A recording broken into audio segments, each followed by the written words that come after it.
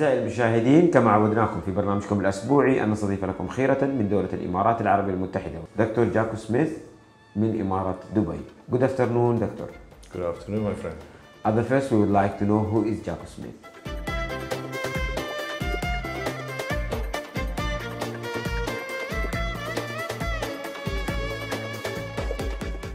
I mean, he's a simple man. You know, I think in life one has to make decisions, and one of the biggest one that my dad always said is, it doesn't matter where you go in life, you need to know where you come from, know who you are, and you have to keep your feet on the ground. And I've always used that within my business acumen as well, and try to lead from that perspective, that one doesn't get carried away with things that happen around us. You know, be a good human being, Right. especially in cities and cultures like this where you are a guest. Yeah. And yeah, do the right thing, because if you don't chase money, you do the right thing, money will always come. Follow. Things will always follow. So yeah, my philosophy is just doing the right thing, and things will work out well. So I think that's basically my DNA.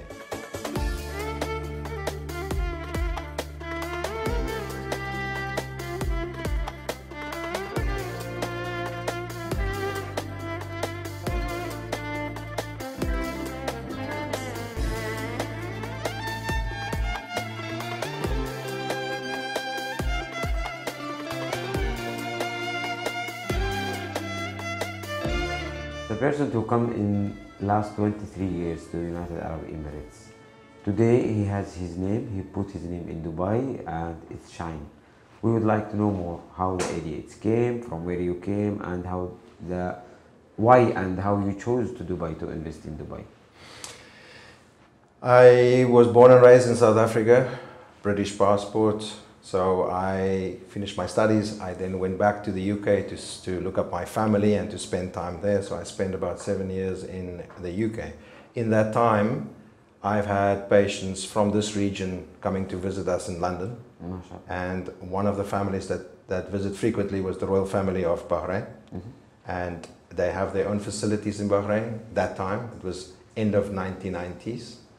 And they asked me on occasion to come over and work as a locum dentist when their dentist left for holidays. I took the opportunity. First time I've ever come to this part of the world. I got to know Bahrain. I was really, really impressed with Bahrain and what they have managed to do in their history. And in those days and times that I visited, I took the opportunity to come and see Dubai, because there was already a little buzz in the UK about Dubai. Certain people were favoring Dubai instead of going to Spain, and I found it interesting. And because I was so close to Dubai, 1 hour flight, I thought, well, if I have some time, I'll come and visit. And when I landed here, yeah, I was blown away with what I already seen happening and what was planned. Burj Khalifa at that stage was just a billboard. There was nothing there. Burj Al Arab was already there, and that was fantastic. But I mean, everything that we now know as standard, Madinat was still in construction. Right. The palm was nothing. There is no palm. So you could just imagine, or the imagination that was here.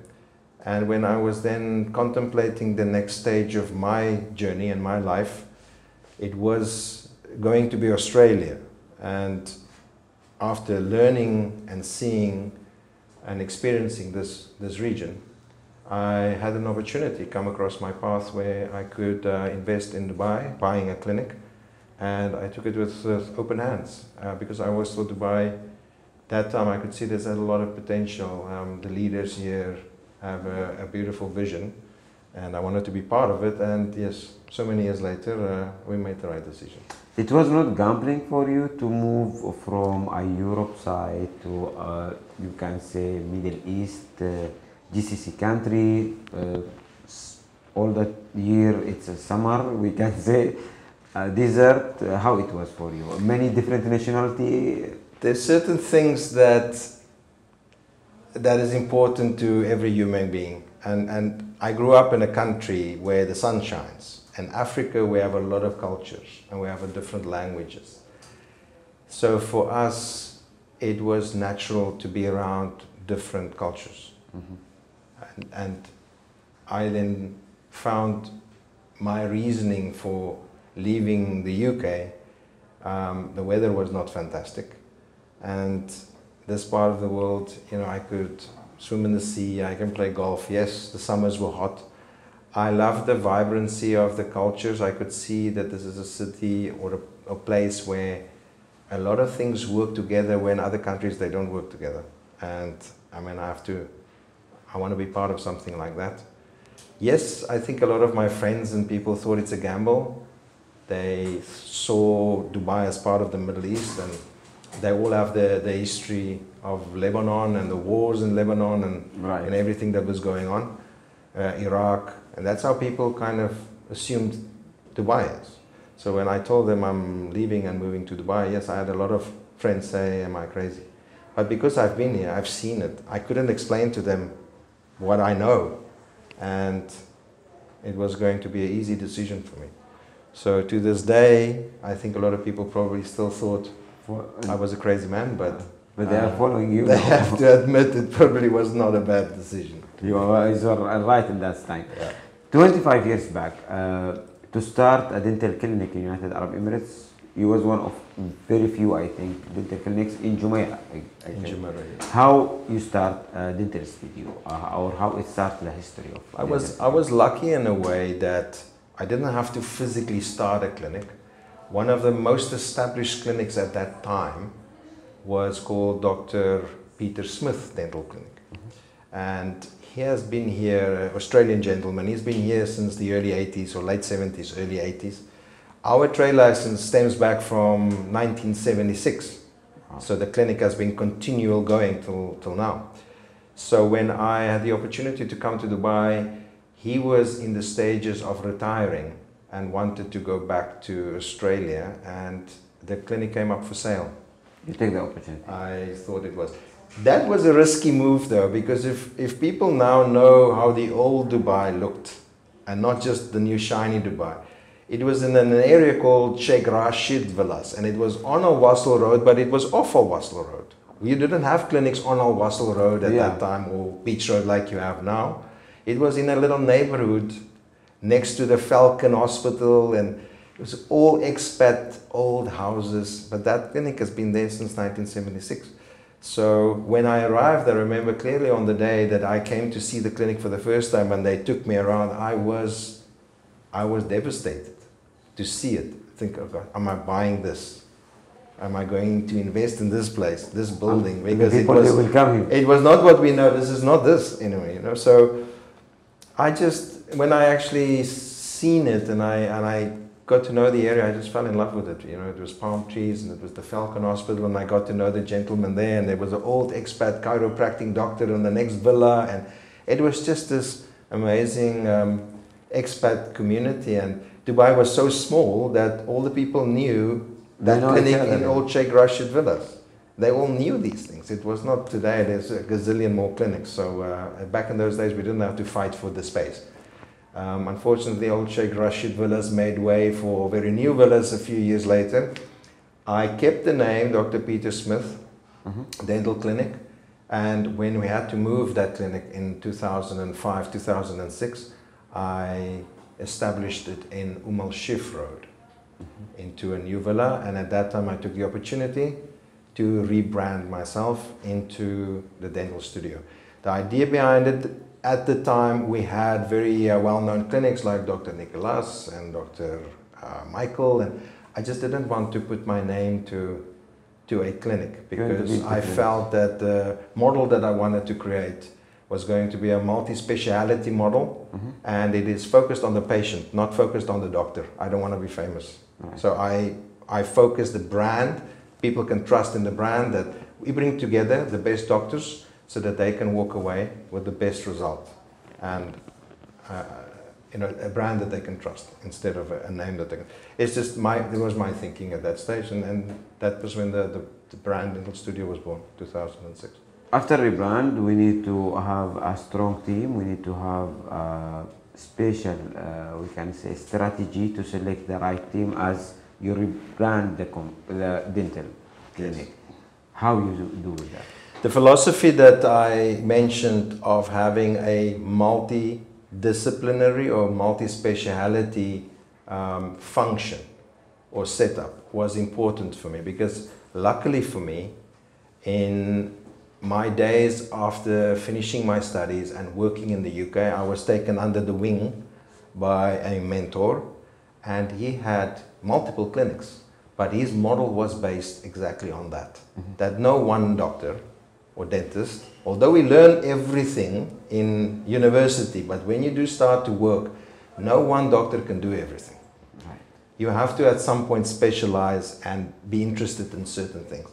And I quickly became interested in cosmetic dentistry, but I need somebody to do the surgery. I needed a hygienist to do the cleaning. I needed an orthodontist to do the orthodontics. I could do them at that stage. I was very confident, but I didn't want to be that.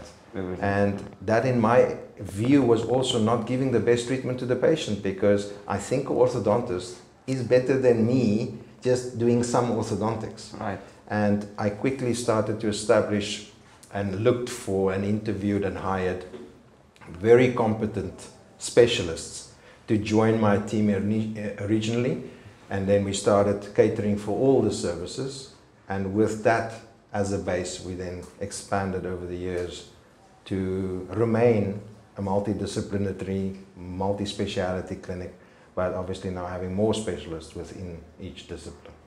2008 till end of 2010, it was a world financial crisis. I remember well. How it was with you? The funny thing is with dentistry, or I would say medical services, you don't have a lot of highs and you don't have a lot of lows. And that's why I think people in this region find it interesting to invest in medical services. It is very stable, even through financial crises. The only time I think we really struggled was COVID, but then everything struggled. But through any financial crisis, we did okay. People still initially may not want to look after their health, but they ultimately look after their health more than they would probably buy a property or do something else. Right. So we found that it was relatively stable. We lost money. I mean, those days we had post-dated checks and all those kind of financial systems running. And you know, I remember the days where the people went to the airport and just left the cars in the Right. parking lot. They obviously also left me with all the post-dated checks for their orthodontic treatments. But you was trusting in Dubai. Funny enough, you know, a check was as good as gold. Right. So there was no reason to not. And there was this element of trust. That's what we build our business on. And no one ever knew that it would change that quickly, and people were forced to leave Dubai that fast. And yeah, so we did take a bit of a financial hammering there, but it was a good learning curve, because we subsequently came back stronger, and we changed our systems of To reduce the cost, to know how to risk. spend, all these things. We got better at managing our financial risks. And as a businessman, it's great. You know, this is where you learn. You don't learn from the success. You learn from these kind of things. End of 2012, the social media start till 18. It was a big difference. Social media started. People start to publish small videos, productions videos to talk about themselves, and who was not have that much word of mouth they need to show in their digital marketing and all these things. How he was working for that? I have to be honest with you. There's a place for marketing. There's a place for these kind of interviews and exposure. My industry, it is and will forever be word of mouth. 85% of what we do and our new patients come through word of mouth. Patients that go out, they're happy with our service, they go tell their friends at a dinner party or at a club, at a social event, and we gain more patients that way. Dubai, although it's a big city now, it's still very powerful. It's small in that way, people talk. And that's why I mentioned that reputation is crucial. So for us, we engage with the social marketing train, as you would like to put it, and we understand its value, but we have never allowed that to take over what's supposed to be the main idea, is to treat your clients well, treat your staff well, treat your clients well, do the right thing, and everything will work out at the end. So we have embraced it. We've used outside companies, and later I've learned it was better to bring everything in-house. Because in order to capture the essence and the culture of your own business and really want to tell, you need people inside that feel and knows it, instead of an outside company that do this for 5 other dental clinics. And if we talk about the team who work under you, how you training them, how you keep them updated with the technology, with the new equipment, do you have any special? The great thing about dentistry is it moves as fast as computer science. Right. So we as dentists or medical professionals always have to be at the forefront of what we do and our knowledge. The opportunities to stay together within groups and look at certain publications that's specific to our industry. There's a lot of seminars and a lot of events happening, not just here, all over the world, that we go to, and we keep up with technology that way. And thank goodness for Dubai. Also, in initial times, it wasn't available here. We had to go overseas and do these things. But there's also businesses that started up in Dubai for postgraduate education and training and seminars, and they've managed to bring some very good world leaders and industry leaders to Dubai, so that we don't have to always leave and go to the UK or the US or other places. I think it's also an inherent thing. You know, if you as a human being want to be stagnant, that's when things end, you know. My belief is always that I will keep learning till I die. I will never stop learning. And that's not just in my industry, it's as a husband, as a father, as an employer. You have to constantly evolve and constantly stay and try and become a better human being. And you know, whatever avenue you take, is it business studies, if it's social studies, or just learning and your faith and beliefs, just always keep moving, never stand still. And yeah, if that is your philosophy, it rubs off. That is my philosophy. It's rubbed off on the people that work for me, because that is one of our DNA, is that we have to be at the forefront and we need to keep there. One of the leaders, and I think that's the way that I've managed to have our organization and the people that work here to have that same philosophy and keep moving with us. Many responsibility for that. Many responsibilities, yes. Doctor, if we talk about the challenge, if you see in the market or the development of markets after 2015, lots of dental clinics start to open, close, thousands of dental clinics, more than the supermarkets, more than the shops, more than the paper shop, you know. How he was watching the market, where it was opening daily, a lot of dental clinics, many doctors, many different technology which show also in social media, some of them not right what they say, till you come, many, you know, I don't know really exactly in your field, but there's many dental clinics which they give you some offers, but when you are there, you see something different.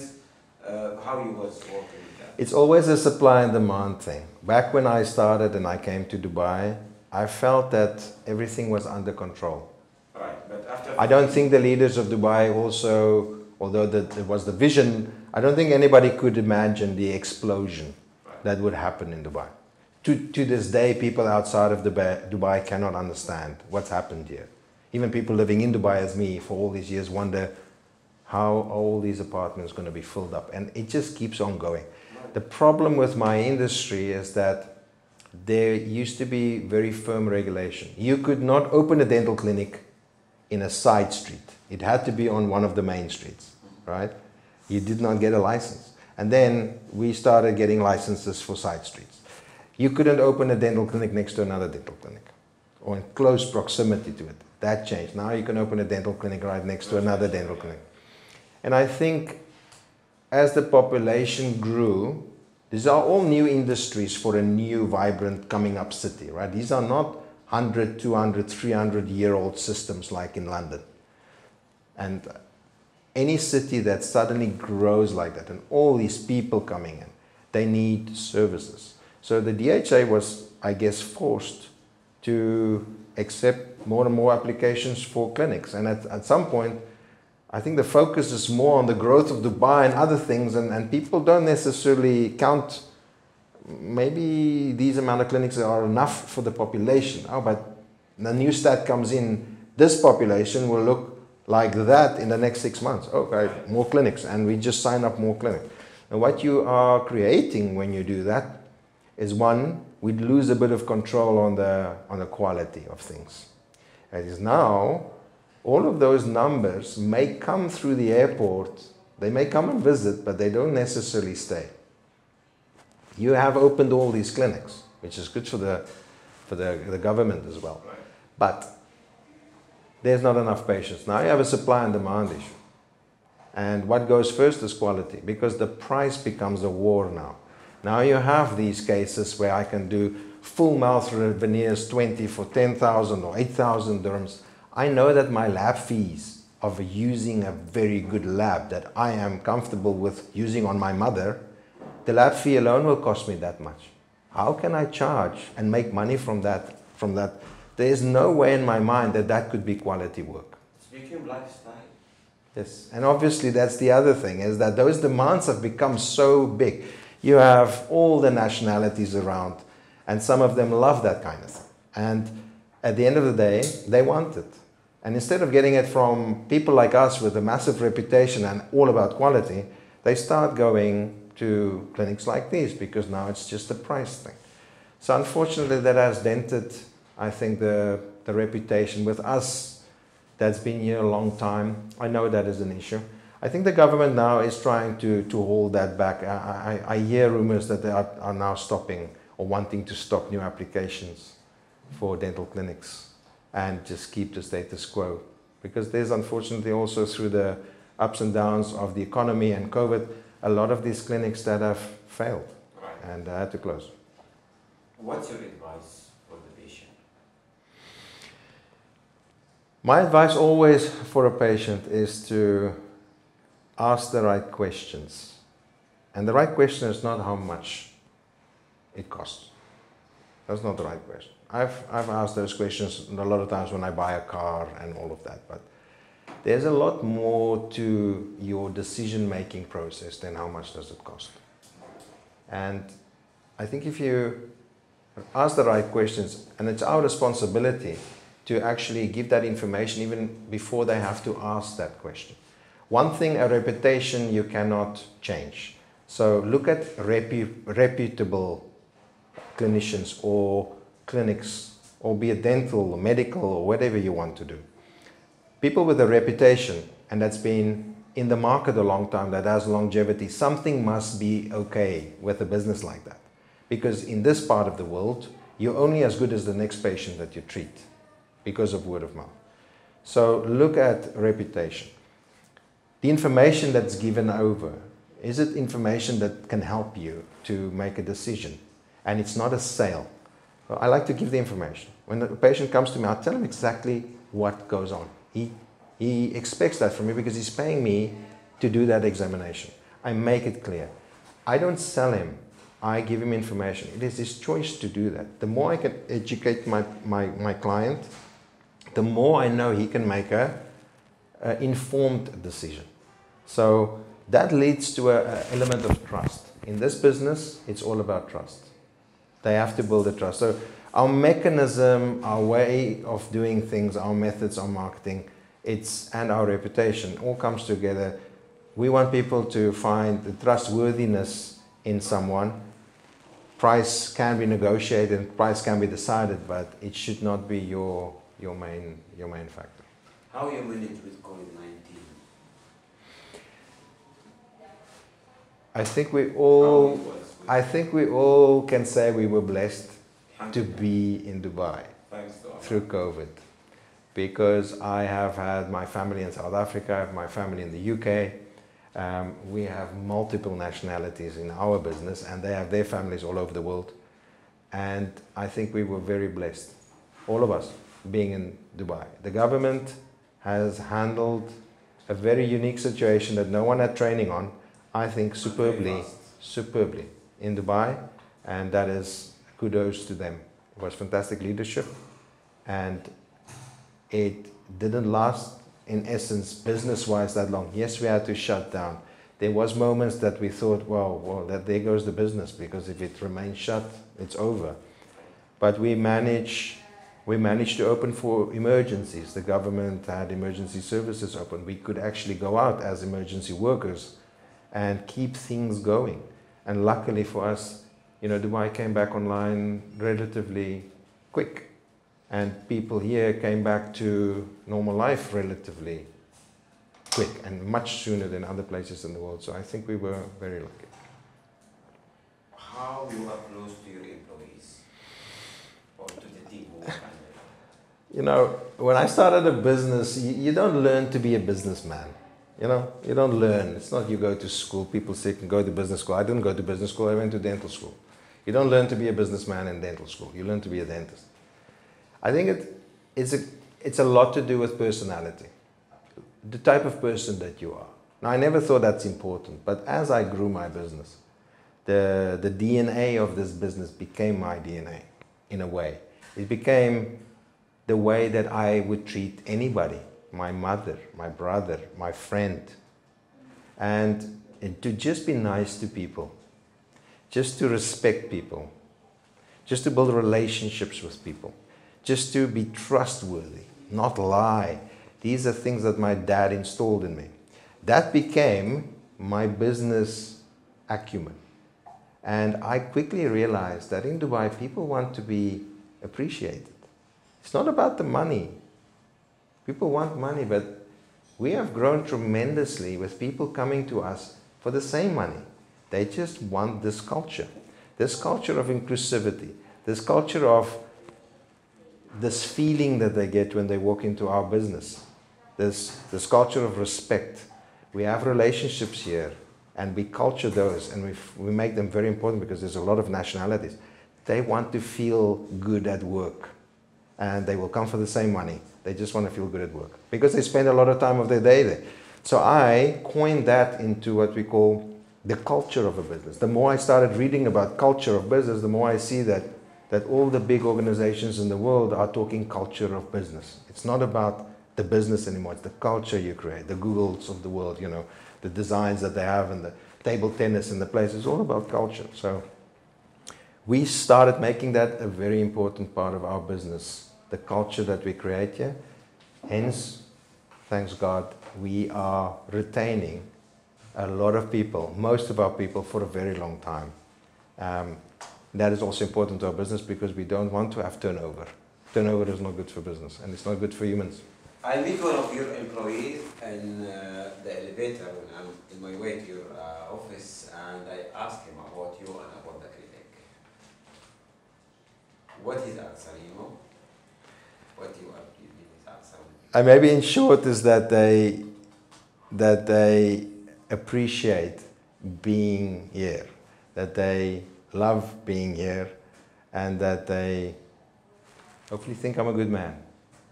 You know what his answer? Tell me. He said it was my dream to work in this place. He's just new, 1 month back, but he's really happy for what he see and what he do at the moment. Fantastic. You need to give me his name, I can give him a raise. He's in housekeeping. He's in housekeeping store. You see, the most important thing for speaking to a gentleman like that, he's in housekeeping. He is the guy that cleans my bathrooms.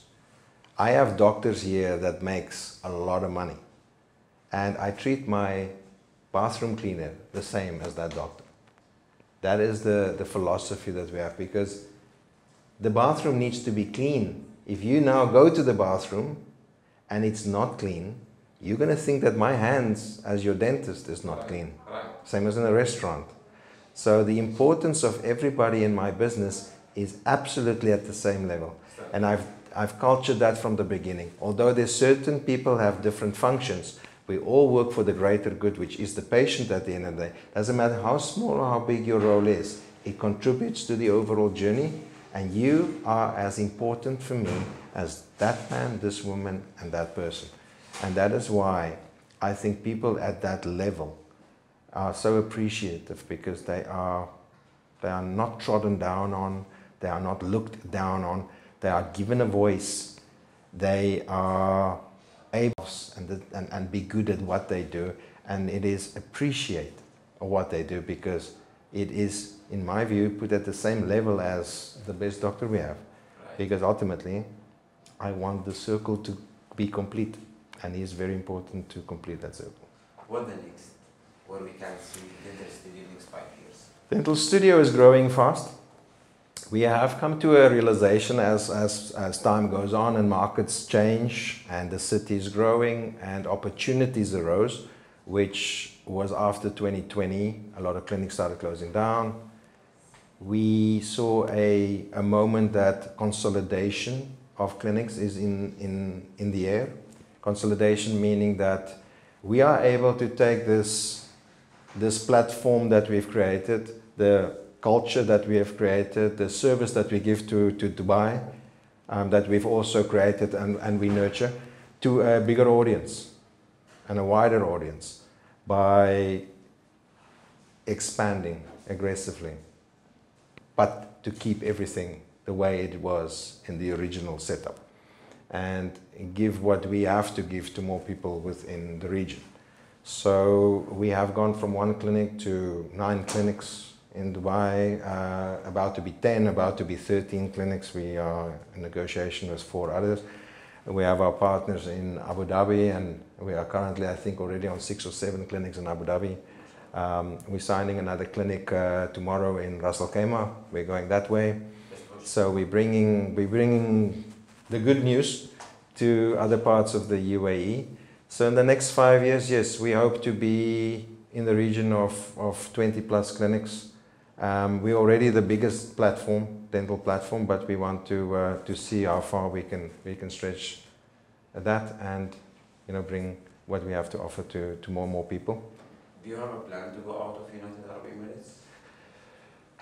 I wish not. You know, I'm not getting any younger. I think we as expatriates are only guests in the country.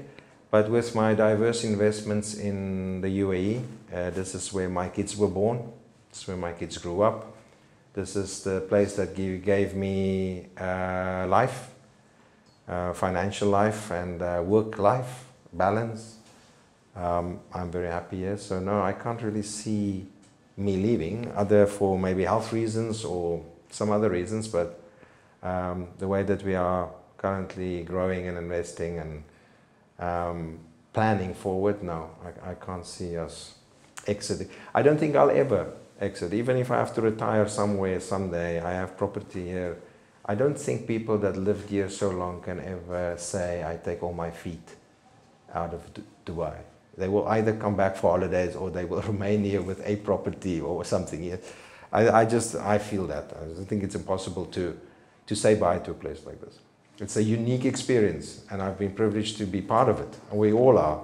You show me a city that does this in my lifetime. I've missed London growing, I missed New York growing, I missed Shanghai growing, so I was lucky to be in Dubai when that happened. It's not going to happen soon. How do you manage your personal time? Do you have a time for your family? I have to say, to bring you back to why I started the dental studio, why I went for the multidisciplinary model and having colleagues to help. The main focus, because my first son was born in 2004, realizing how important it is to be a father, I set up my business that way so that I have time for my kids. So I've been very blessed by God again to have the time free. As I was working, I had a lot of free time through the business that I spend with my kids. And yeah, unfortunately that's not a blessing that everybody can say, because we have to work hard as, you know, as men and women. And I'm just very thankful that Dubai and my business and my profession gave me the time that I had with my kids. They're now growing up, but they will always remember the time that we spent together. Yeah. So the balance I have purposefully built into my business from day one. I didn't want to work to make money. I wanted to work to have time with my kids and my family. And money will take care of itself at the end of the day. As I said, you do the right thing, that will take care. If your focus is only money in life, a lot of things goes wrong. So my focus was not that. And now, yes, I even spend more time. My kids now go to school and university in the UK, so I go back and forth and see them and try to spend time before they marry and they have kids and, you know, all of that stuff. Hopefully we'll be seeing each other still then, but you don't know where they'll end up in the world. So yeah, looking forward to that. Behind your success, I'm sure there is many people who are close to you. There was your backbone, there was your supporter. Can we know these people, and what's your message to them? My biggest backbone supporter is my wife. So without my wife, I don't think any of this would have happened. The doctors that are still with me from those times, they have my gratitude. And then I think, you have to say thank you to the leaders of Dubai. They have had a fantastic vision. We all have visions, but we don't actually bring it to life like this. And, you have a country with such diverse nationalities. And we've got so much trouble in the world with wars and hatred. This is the only place I've ever come across where all of these nationalities can live together. All religions live together. And it is amazing. I cannot explain it to people outside of there. But if you had to see Dubai as a business, a company, you have to look at the leader, the CEO, and his management team, right? Because the company is only as great as the leader at the top.